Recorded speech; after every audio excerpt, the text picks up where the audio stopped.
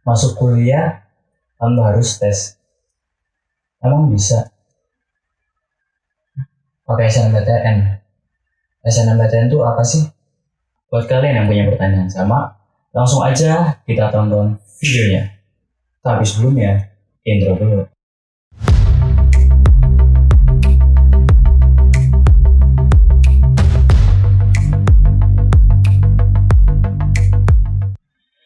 Ya, assalamualaikum warahmatullahi wabarakatuh. Ketemu lagi sama aku Panji di channel Panji Penanda. Sebelumnya, buat kalian yang baru pernah datang ke channel ini, jangan lupa buat subscribe channel ini dan nyalakan lonceng notifikasinya supaya kalian bisa menjadi pendengar pertama setiap kali aku mengupload video baru. Oke? Jadi di video kali ini kita akan membahas mengenai tips dan trik masuk SNMPTN. Kalian pernah dengar nggak? Apa sih SNMPTN itu? Atau kalian udah pernah dengar yang namanya jalur undangan buat masuk ke universitas yang nggak perlu melalui tes? Tapi yang ini jalur legal ya. Gimana? Pengen nggak kalian masuk ke kampus impian kalian tanpa perlu tes? Pastinya pengen dong. Oke, buat kalian yang penasaran, gimana sih caranya atau tips dan trik biar lolos SNMPTN atau biar bisa masuk ke universitas impian tanpa perlu tes? Tanpa berlama-lama lagi, langsung aja kita masuk ke videonya. Ya, untuk yang pertama, sebelum aku menjelaskan gimana tips dan trik lolos SNMPTN ini, aku akan menjelaskan dulu kepada kalian, khususnya kalian yang belum pernah atau baru pernah dengar SNMPTN ini, tentang apa sih SNMPTN itu. Jadi, SNMPTN itu adalah singkatan dari Seleksi Nasional Masuk Perguruan Tinggi Negeri. SNMPTN di sini adalah salah satu jalur resmi untuk masuk ke universitas atau perguruan tinggi negeri sama seperti SBMPTN dan jalur mandiri. Cuma SNMPTN ini bisa aku bilang jalur yang sedikit spesial. Kenapa SNMPTN ini spesial? Jadi yang pertama, SNMPTN ini adalah seleksi untuk masuk perguruan tinggi negeri tanpa perlu melalui tes. Jadi buat kalian yang ikut jalur ini, kalian ini nggak perlu ikut tes kayak SBMPTN atau jalur mandiri buat bisa masuk ke universitas yang kalian pilih. Kenapa kayak gitu? Karena SNMPTN ini adalah jalur seleksi yang fokus pada nilai kalian selama SMA. Ya, itu adalah gambaran umum buat SNMPTN ini sendiri. Jadi kalian cukup perlu mengandalkan nilai-nilai kalian selama SMA agar kalian bisa masuk ke kampus yang kalian pilih tanpa melalui tes seperti SBMPTN dan jalur mandiri. Gimana? Kalian udah tertarik nggak buat masuk atau buat lolos dari SNMPTN ini? Kalau kalian tertarik, di sini aku akan membantu kalian dengan membagikan tips dan trik yang pernah aku jalankan atau aku alami ketika dulu aku ikut SNMPTN. Di sini aku mau ceritain dulu sebelumnya.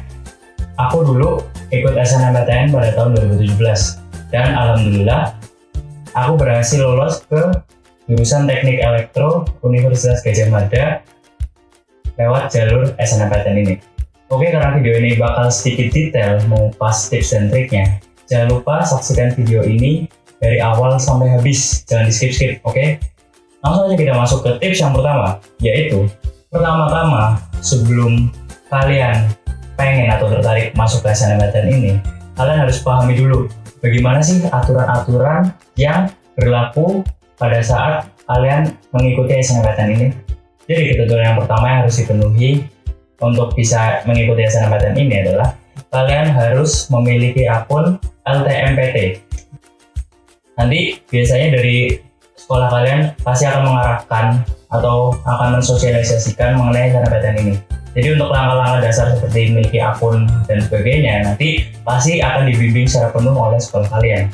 Terus lanjut ke syarat kedua, kita akan masuk ke persyaratan sekolah yang bisa membawa murid-muridnya untuk mengikuti program SNMPTN ini, yaitu adalah SMA, MA, atau SMK yang memiliki NPSN.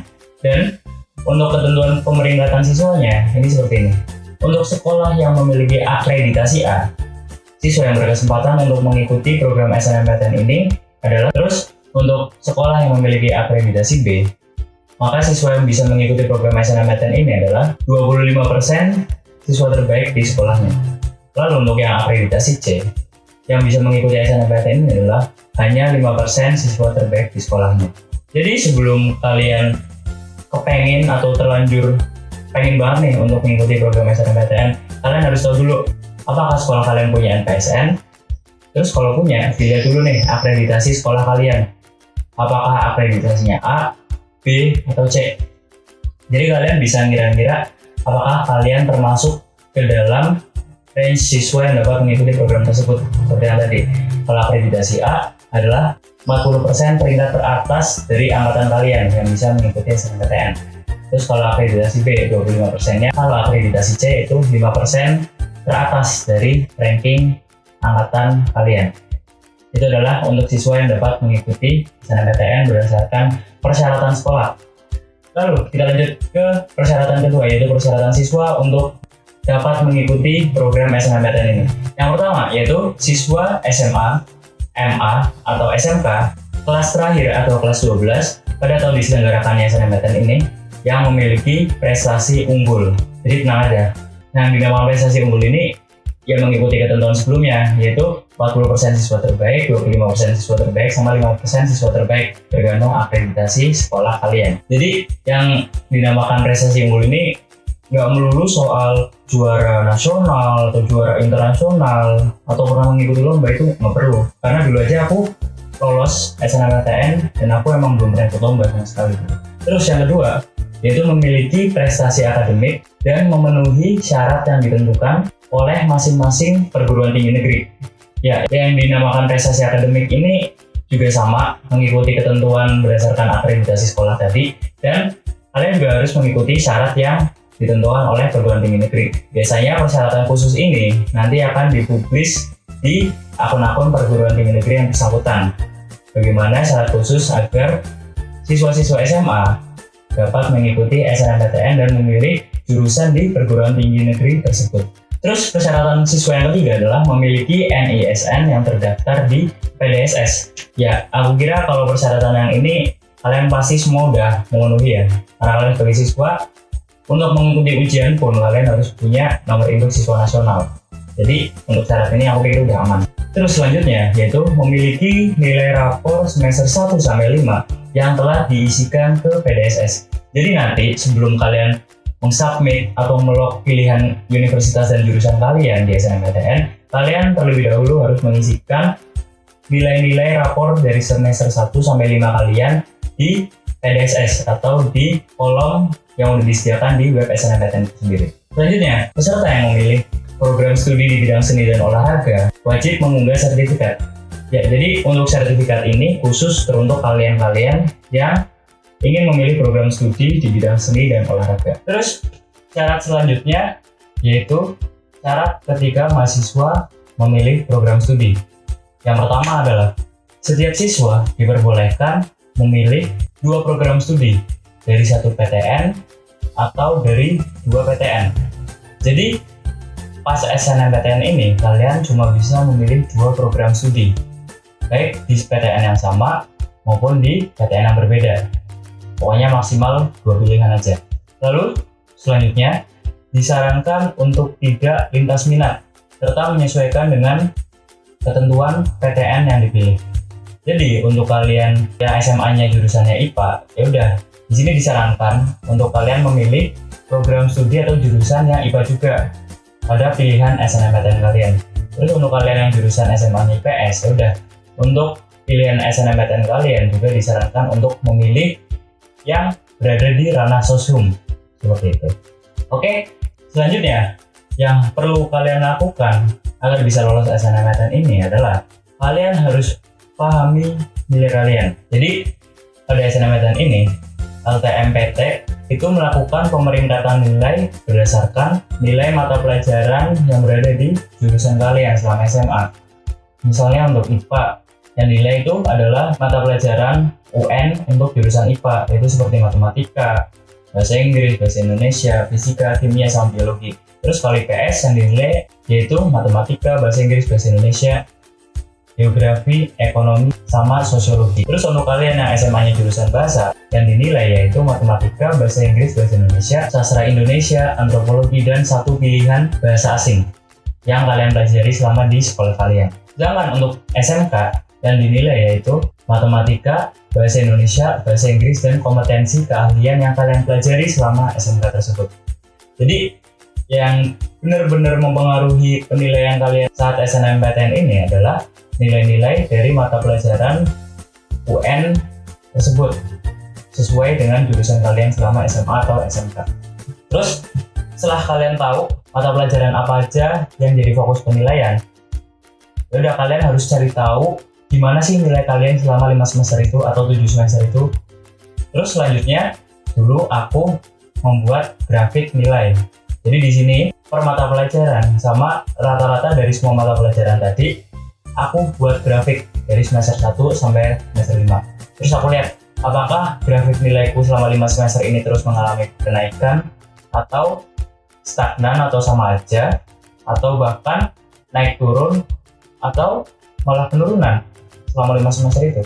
Jadi gunanya grafik ini adalah untuk mengetahui apakah nilai kalian itu konsisten gitu selama 5 semester itu. Itu juga menjadi salah satu aspek penilaian pihak panitia SNMPTN atau perguruan tinggi negeri yang kalian pilih ketika menguji nilai kalian apakah akan lolos atau tidak di pilihan yang sudah kalian tentukan.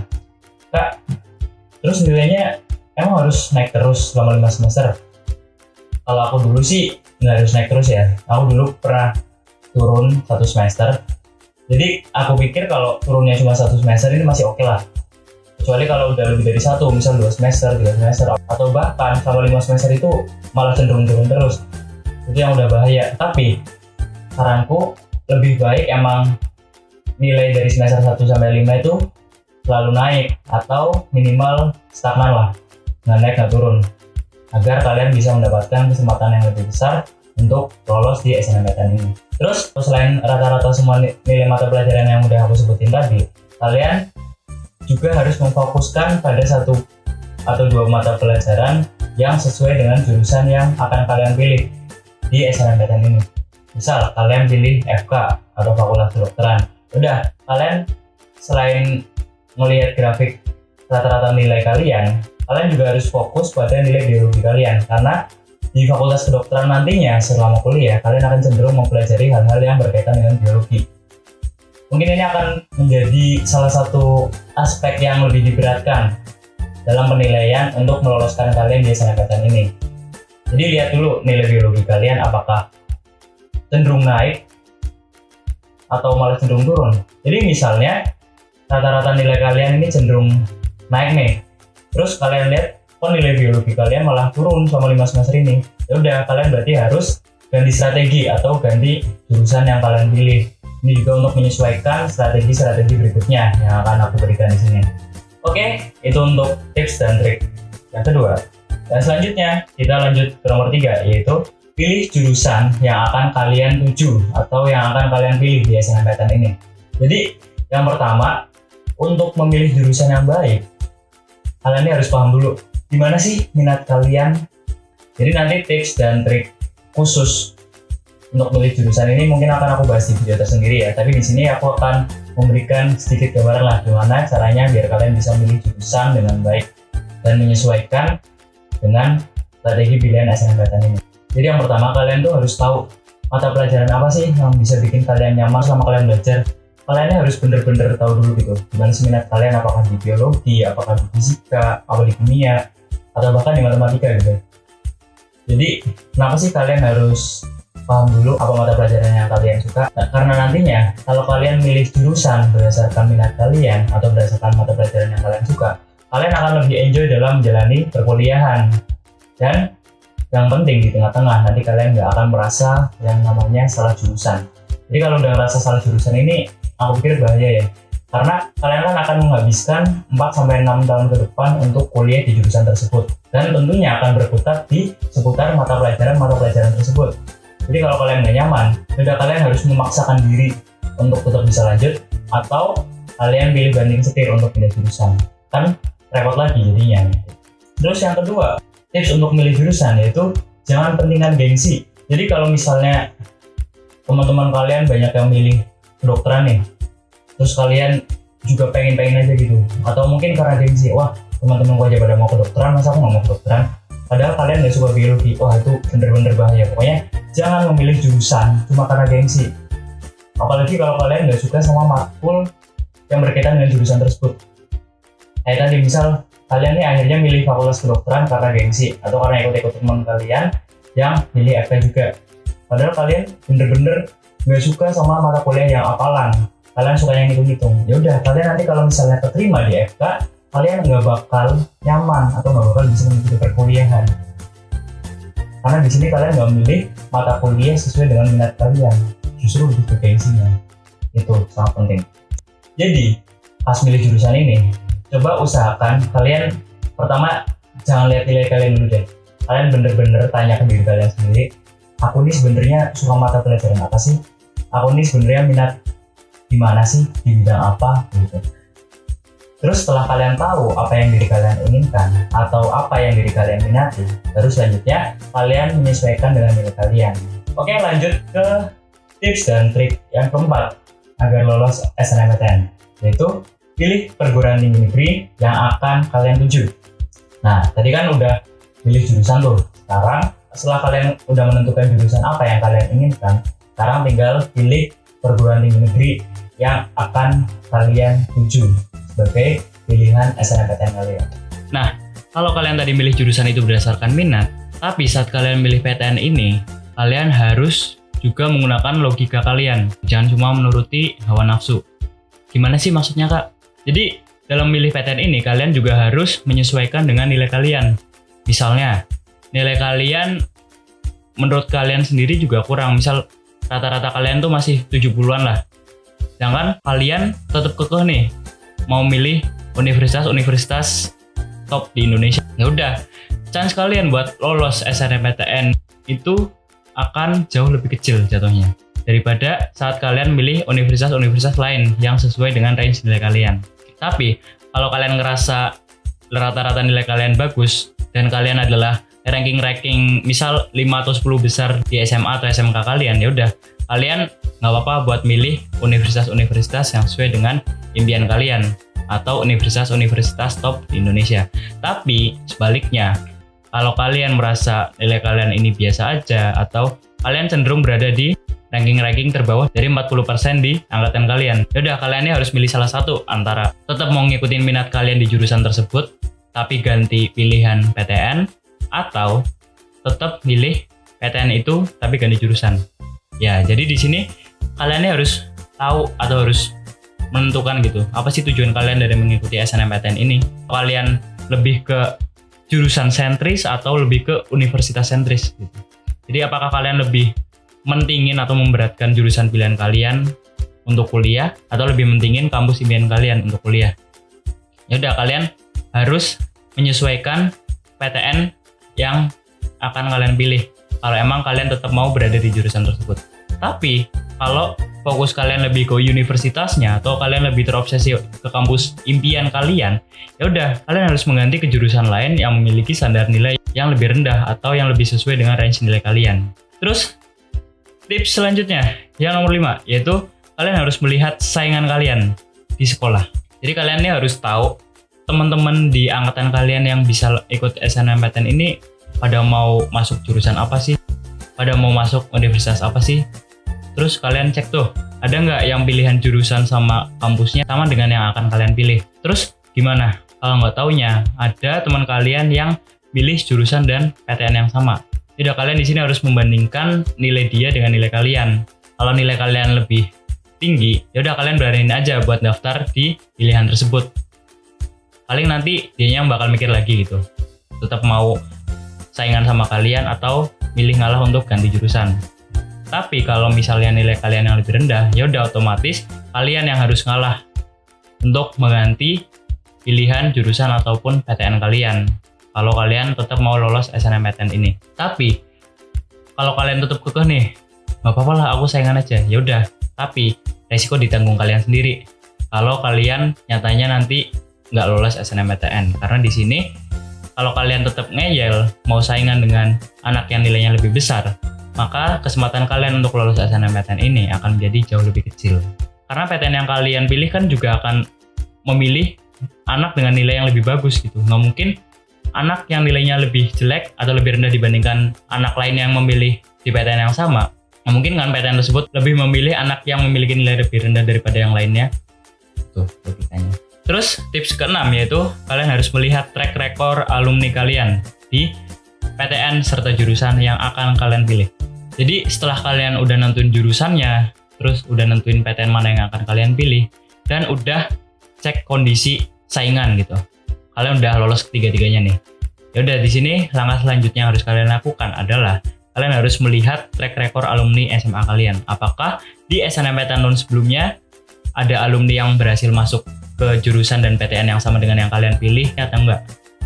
Kalau misalnya ada, ya udah itu akan lebih memuluskan serta memudahkan lagi jalan kalian untuk lolos di SNMPTN ini. Terus misal nggak ada nih alumni dari SMA kalian yang pernah lolos SNMPTN di jurusan dan PTN yang sama dengan yang kalian pilih. Ya udah, tenang aja. Kalian lihat deh, coba ada nggak alumni kalian yang pernah masuk jurusan dan PTN yang kalian pilih lewat jalur lain seperti jalur SBMPTN ataupun jalur mandiri. Kalau ada, ya udah itu juga sebagai salah satu nilai tambah. Terus kalau misalnya nggak ada, ya udah coba kalian lihat apakah ada alumni dari SMA kalian yang pernah lolos SNMPTN di universitas yang sama dengan yang kalian pilih, walaupun jurusannya beda. Kalau ada, itu tetap menjadi salah satu nilai tambah yang akan membantu kalian untuk bisa lolos di SNMPTN ini. Terus tips ketujuh yaitu jangan lupa mengunggah sertifikat.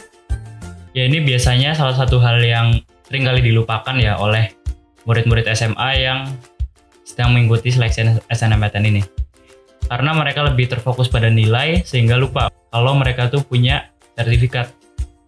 Jadi selama kalian pernah ikut lomba baik di tingkat apapun lah, apalagi kalau sampai tingkat nasional ataupun internasional, itu jelas akan membantu kalian agar bisa lolos lewat jalur SNMPTN ini. Karena nantinya pihak penyeleksi juga akan melihat sertifikat ini dan ini sangat membantu untuk memberikan nilai tambah bagi kalian. Terus tips terakhir yaitu doa dan ikhtiar. Ya, bagaimanapun usaha kita, terus keras apapun kita udah berjuang, dan kalau udah kalian lakukan ketujuh tips sebelumnya, yang terakhir yang bisa kalian lakukan adalah tinggal pasrah, doa, dan ikhtiar. Karena apapun yang udah kita lakukan, tetap hasil akhirnya berada di ketentuan Tuhan Yang Maha Esa. Jadi jangan pernah kalian sombong dengan nilai yang udah kalian miliki, dengan track record alumni yang bagus. Kalau Tuhan nggak mengizinkan, atau kalaupun doa kalian kurang, ya udah kalian bisa nggak lolos juga gitu. Ya sekian dulu video kali ini seputar tips dan trik untuk lolos SNMPTN berdasarkan pengalaman nyata atau pengalamanku sendiri. Dan aku ingetin sekali lagi buat kalian jangan lupa buat like, komen, dan subscribe channel ini. Oke, sekian dari aku. Terima kasih untuk kalian yang udah mendengarkan dari awal sampai akhir video ini. Dan wassalamualaikum warahmatullahi wabarakatuh.